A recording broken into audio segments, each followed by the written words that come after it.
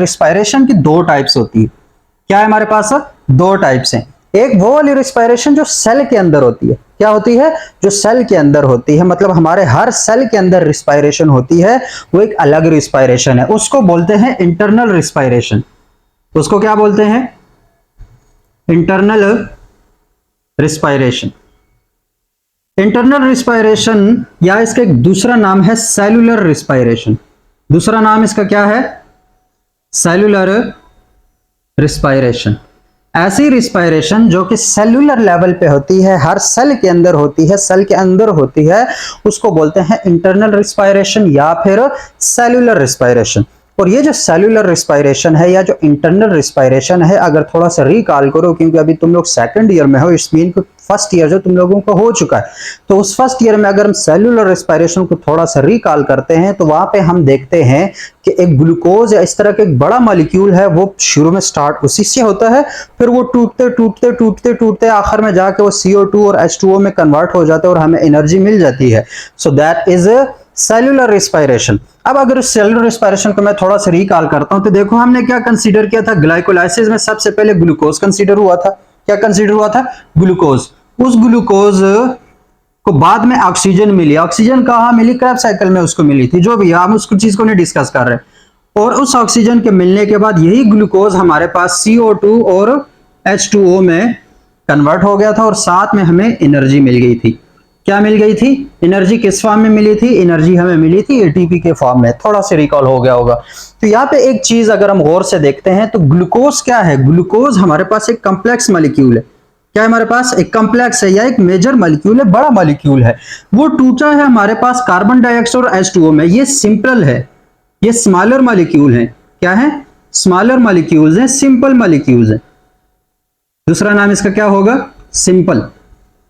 तो अब इस इंटरनल रिस्पायरेशन में क्या हुई कि जो ग्लूकोज है वो ऑक्सीजन की मौजूदगी में CO2 में कन्वर्ट हुआ, H2O में कन्वर्ट हुआ और एनर्जी ऑब्टेन हुई है। यहाँ पे कॉम्प्लेक्स मॉलिक्यूल की ब्रेक डाउन हुआ है, कॉम्प्लेक्स मॉलिक्यूल टूटा है और सिंपल मॉलिक्यूल बने हैं।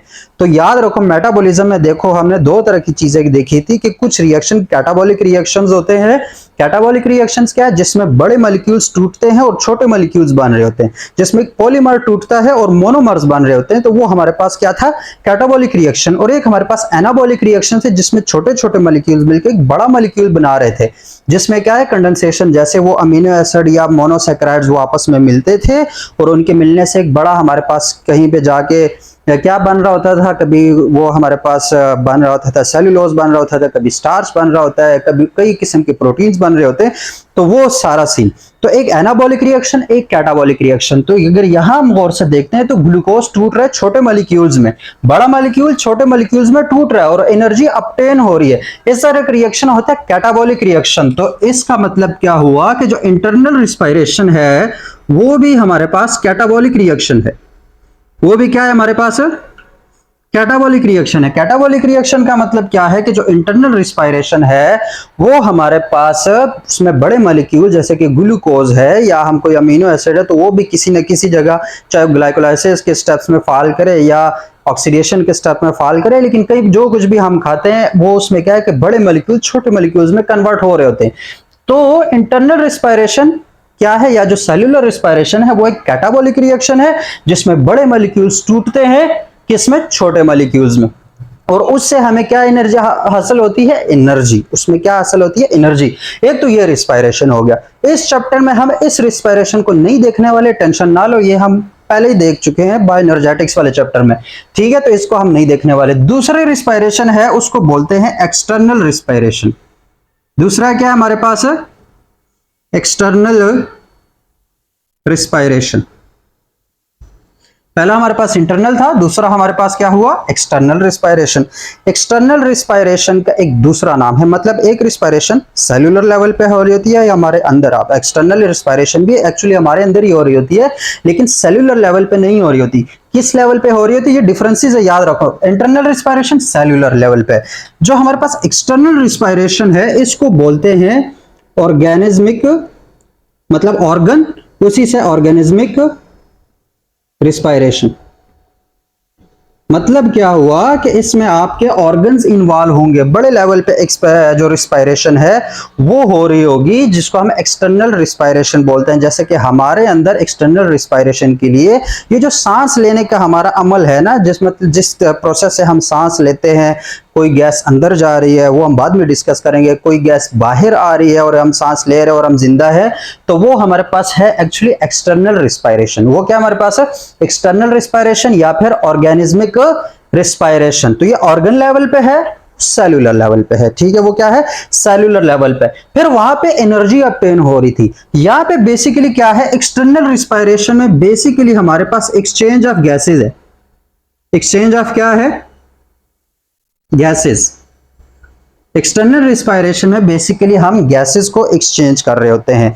जैसा कि अब जब हम सांस लेते हैं तो ऑक्सीजन हम अंदर लेकर जा रहे होते हैं बॉडी के, और जब बॉडी में CO2 बन रही है, जो कार्बन डाइऑक्साइड बन रहा है, उस कार्बन डाइऑक्साइड को हम बाहर निकाल रहे होते हैं। तो यहाँ पे हो क्या रहा है? बेसिकली ऑक्सीजन और कार्बन डाइऑक्साइड जो है उनके वो एक्सचेंज हो रहे हैं। एक चीज बाहर से अंदर आ रही है हमारी बॉडी में, एक हमारी बॉडी से बाहर जा रही है इन्वायरमेंट में, सराउंडिंग में। तो बेसिकली क्या हुआ? एक्सटर्नल रिस्पायरेशन हमारे पास बेसिकली एक्सचेंज ऑफ गैसेस है, जिसमें डिफरेंट जो गैसेस है, डिफरेंट क्या हमारे पास कार्बन डाइऑक्साइड और क्या है? ऑक्सीजन, यही मेन गैसेस है। बाकी तो आती हैं और जाती हैं, उनको कोई लेना देना नहीं होता। मतलब ये नहीं कि बाकी गैसेस हमारे अंदर नहीं आ रही, नाइट्रोजन भी आ रही होती है, सारी जितनी भी हवा में एयर तो मिक्सचर ऑफ गैसेस है वो आ रही है, लेकिन वो कोई यूज नहीं होती, बस आ जाती हैं और साथ ही एक्सलेशन में बाहर निकल जाती हैं। तो मेन जो चीज एक्सचेंज हो रही है हमारी बॉडी के साथ वो ऑक्सीजन और कार्बन डाइऑक्साइड है। तो ये जो गैसेस के एक्सचेंज होने का प्रोसेस है, इसको हम बोलेंगे एक्सटर्नल रिस्पायरेशन। इसको क्या बोलेंगे? External respiration. और ये कौन सा है? ऑर्गन लेवल का ही रिस्पायरेशन है। ये क्या हमारे पास? ऑर्गन लेवल के रिस्पायरेशन है। तो it's exchange of gases. Gases में कौन से? O2 and CO2। इन दो गैसेस की क्या हो रही है? एक्सचेंज हो रहे हैं। ये दोनों गैसेस क्या हो रहे हैं? एक्सचेंज हो रहे हैं। तो उसको हम बोलेंगे एक्सटर्नल रिस्पायरेशन। अब देखो यहां पे इन दोनों में लिंक भी है, इस रिस्पायरेशन में और इस रिस्पायरेशन में लिंक भी है। लिंक क्या है? अगर कोई पूछे कि what is the link between external respiration and internal respiration, तो लिंक अगर हम गौर से देखते हैं तो इंटरनल रिस्पायरेशन के लिए जो चीज रिक्वायर है वो है ऑक्सीजन। वो क्या है हमारे पास? ऑक्सीजन। तो मतलब इंटरनल रिस्पायरेशन के लिए ऑक्सीजन चाहिए। ये ऑक्सीजन एयर में है, हवा में है, तो इसको बॉडी के अंदर तो लाना पड़ेगा ना। तो बॉडी के अंदर लाने के लिए कौन सा रिस्पायरेशन यूज हो रही है? External respiration.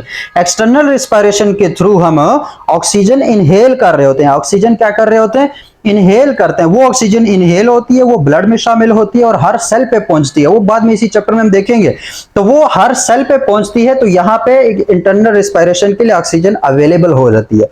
क्या हो जाती है? अवेलेबल हो जाती है। इसी तरीके से इस इंटरनल रिस्पायरेशन के रिजल्ट में एक गैस है जो कि रिलीज हो रही है, CO2, कार्बन डाइऑक्साइड गैस। अब ये कार्बन डाइऑक्साइड गैस हमें रिक्वायर नहीं है, इसको हमने खत्म करना है, इसको फना करना है, इसको खारिज करना है। तो वो जो CO2 गैस हर सेल के लेवल पे रिलीज हो रही है, वो CO2 गैस बेसिकली ब्लड में शामिल होकर आती है लंग्स के पास, और वहां लंग्स के जरिए फिर जो एक्सटर्नल रिस्पायरेशन है उसके थ्रू बाहर निकल जाती है। तो CO2 बाहर निकल रही है, O2 अंदर आ रही है, ठीक है। O2 को कौन अंदर ला रहा है या CO2 को बॉडी से बाहर कौन लेकर जा रहा है? वो एक्सटर्नल रिस्पायरेशन। ये दोनों गैसेस यूज कहां पे हो रही है? इंटरनल रिस्पायरेशन में। किस में यूज हो रही है? इंटरनल रिस्पायरेशन में। तो ये इन दोनों का लिंक है कि जो चीज ये इनहेलेशन में ऑक्सीजन अंदर आ रही है वो हमारे पास नेसेसरी है इंटरनल रिस्पायरेशन के लिए। फिर जब रिस्पायरेशन अंदर होती है इंटरनल, उसके बाद जो CO2 रिलीज होता है, वाटर जो है, वाटर तो हमारी बॉडी में वैसे ही कहीं ना कहीं चला जाता है, वो बाद में हो सकता है एक्सक्रीशन में निकल जाए, कहीं और जगह यूज हो जाए, लेकिन CO2 जो है उसको हमने बॉडी से बाहर निकालना होता है। तो वो जो CO2 है वो फिर किसके थ्रू?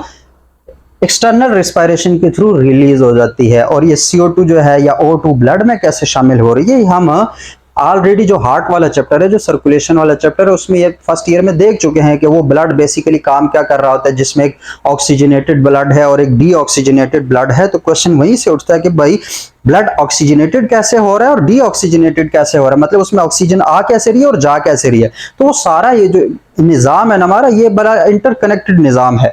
तो ये हमारे पास बेसिकली डिफरेंसेस है between internal respiration and external respiration.